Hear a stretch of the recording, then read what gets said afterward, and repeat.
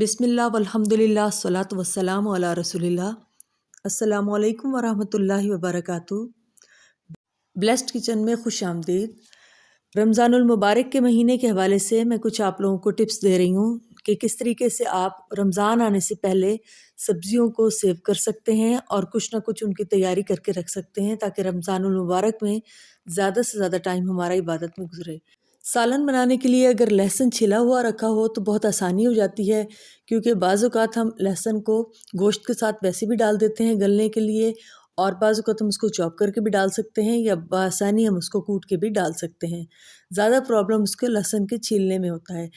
देखिए, पहले मैंने उसको हाथ से इस तरीके से रगड़ा था कि सारा का सारा वो उसका छिलका उतर गया था। फिर एक और तरीका ही मैं बता रही हूँ कि अगर कुंडी में डालकर आप ऐसे करेंगे और फिर इसके बाद जब हाथों से मलेंगे तो ये देखें सारा का सारा इसका छिलका उतर गया और बहुत बआसानी, ये चूँकि बड़ा वाला लहसुन है इसलिए बहुत जल्दी छिल जाता है। देसी लहसुन को थोड़ा सा छीलने में टाइम लगता है, मैंने ये थोड़ा बड़ा लहसुन लिया है। अब लहसुन को छीलने के बाद मैं एक बॉटल में डालकर इसको फ्रीज़ कर रही हूँ। फ्रीज़ करने में भी ये जुड़ेगा नहीं आपस में, और जिस वक्त मुझे जितना ज़रूरत होगी मैं उतना लहसुन इंशाल्लाह निकाल लूँगी। अब मैं आपको हरी प्याज को सेव करने का तरीका बताती हूँ। आम दिनों में भी आप ऐसे ही किया करें कि हरी प्याज को सेव कर लिया करें, क्योंकि ये अंडे में डली हुई बहुत अच्छी लगती है, यानी ऑमलेट इसका बहुत मज़े का लगता है, या अगर आपने वैसे भी किसी चीज़ में यूज़ करनी हो तो बहुत अच्छा लगता है। देखें, इसके जो ख़राब से पत्ते हैं वो पहले मैं निकाल रही हूँ। अब मैं आपको बताऊँगी कि सबसे पहले हम इसको 2 पानी के साथ अच्छे तरीके से धोएँगे। एक खुले से बर्तन में हम पानी लेंगे। पहले मैं ये पूरा का पूरा डुबो रही हूँ, लेकिन अब मैं ये करूँगी कि इसको बीच में से कट कर लूँगी ताकि ये ईज़िली अच्छे तरीके से धुल जाए, और अगर कोई मिट्टी वग़ैरह इसके ऊपर लगी हुई हो तो वो सारी की सारी पानी में निकल जाए। मैं ऐसे करूँगी कि ये देखें, ग्रीन पार्ट को छोड़कर जो इसका लाइट ग्रीन पार्ट है वहाँ तक मैं इसको बीच में से कट कर लूँगी। अब ये 2 हिस्सों में हो गई है और मैं बहुत अच्छे तरीके से इसको वॉश कर रही हूँ ताकि अगर कोई मिट्टी या कोई और ज़ाहिर है जरासीम वग़ैरह होते हैं, खुली हुई होती है, तो वो सारे के सारे साफ़ हो जाएँ। बस ये अच्छे तरीके से धुल चुका है। अब मैं इसको निकाल कर थोड़ा-सा झटकूँगी, झटक के मैं साइड पे रख दूँगी। दोबारा एक दफ़ा साफ़ पानी लिया है और साफ़ पानी के अंदर मैंने इसको डुबोकर धोना शुरू कर दिया है। जब हमने इसको दूसरी मर्तबा धोया है तो देखिए पानी गिदला नहीं है और पानी साफ़ है।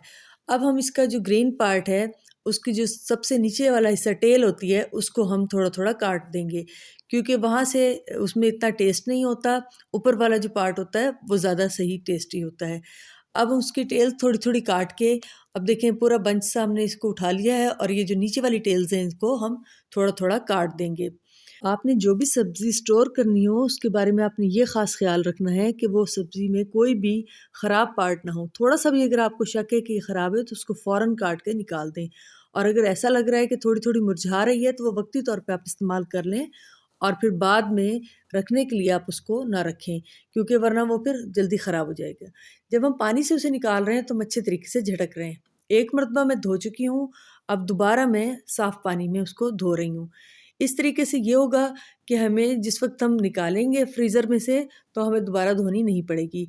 अब हम इसकी कटिंग करते हैं। सबसे पहले ये जो सिरों पे होता है इसके, इनके बाल से होते हैं, हम सबसे पहले इनको काटेंगे। ये देखें, अच्छे तरीके से हम इनको काट के, और अगर कोई बारीक झिल्ली है इसके ऊपर तो वो भी उतार देंगे क्योंकि वो भी बिल्कुल नहीं गलती। अब हमने इसको एक टॉवल के ऊपर डालना है और टॉवल के ऊपर डालकर हम अच्छे तरीके से इसको खुश्क करेंगे। खुश्क करना ज़रूरी है। ये देखें, अच्छी तरीके से मैं इसको पोंछ भी रही हूँ। आप भी ये किचन टॉवल ले लें और उसको इसी तरीके से सब्जियों को उससे साफ़ किया करें। ये देखें, अच्छे तरीके से पोंछने से फ़ायदा ये होता है कि सब्ज़ी बहुत अरसे तक हमारी फ्रेश रहती है। अब हम इनको वाइट हिस्से को अलहदा कट करेंगे और ग्रीन हिस्से को अलहदा कट करेंगे। हमें क्योंकि ये अलहदा-अलहदा फ्रीज़ करना है, इसलिए हम अलहदा-अलहदा इसको कट करके रखेंगे।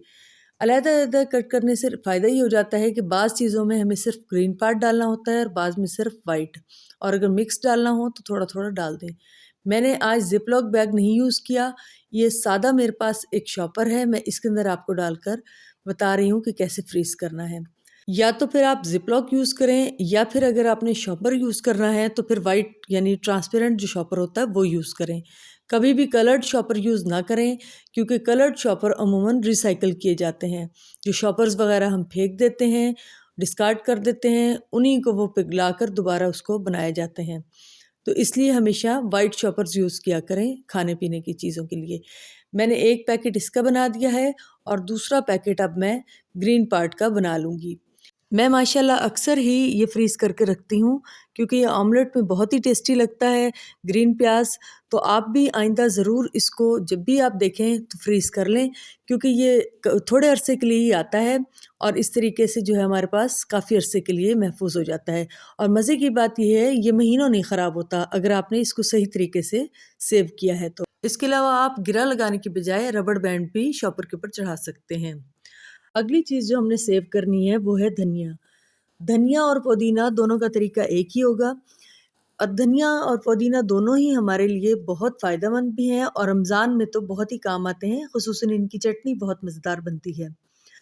उसको मैंने क्या किया है, बग़ैर धोए धनिया को मैंने सबसे पहले टिश्यू पेपर अच्छे तरीके से किसी डब्बे में रखा है। सिर्फ़ उसकी लंबाई कम करने के लिए मैंने बीच में से उसको काट लिया है और ये देखें अब मैंने पूरी की पूरी बंच उसकी अंदर रख दी है।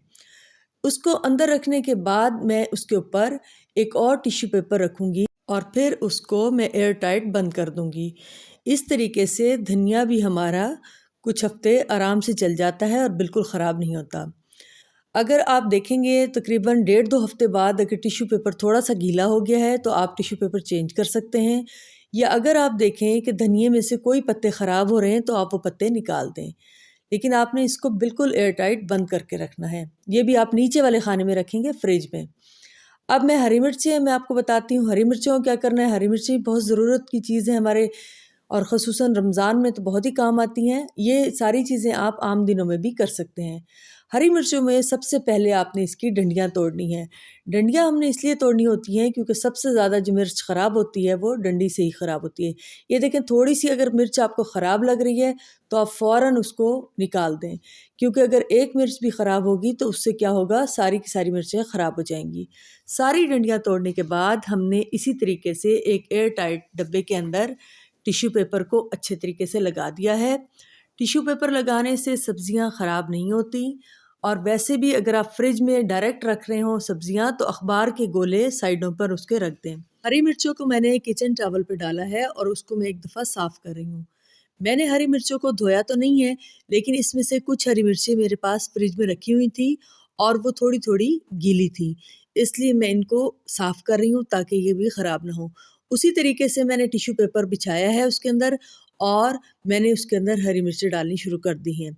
हरी मिर्चें भी डालने के बाद ऊपर से दोबारा टिश्यू पेपर डाला है ताकि अच्छे तरीके से ये बंद हो जाए और हरी मिर्चें हमारी बहुत अरसे तक चल जाएँ। ये भी नीचे वाले खाने में आपने रखना है यानी फ्रिज वाले खाने में आप रखेंगे। हम अपने हर प्रोग्राम में एक दुआ पढ़ते हैं। आइए आज की दुआ पढ़ें। बिस्मिल्लाहिर्रहमानिर्रहीम। रब्बना वजअलना मुस्लिमैनि लका व मिन ज़ुर्रिय्यतिना उम्मतम मुस्लिमतन लका व अरिना मनासिकना व तुब अलैना इन्नका अंतत तव्वाबुर रहीम। तर्जुमा, ए हमारे परवरदिगार हमें अपना फर्मा बरदार बना और हमारी औलाद में से भी एक फर्मा बरदार जमात बना और हमें हज के अहकाम बता और हमें मुआफ़ फरमा, बेशक तू ही तौबा कबूल करने वाला मेहरबान है। उम्मीद है आज की वीडियो आपको बहुत पसंद आई होगी और इंशाल्लाह आपके बहुत काम आएगी। अगर आपको पसंद आई हो तो इसे लाइक कीजिएगा, शेयर कीजिएगा और दुआओं में याद रखिएगा। अल्लाह हाफ़िज़।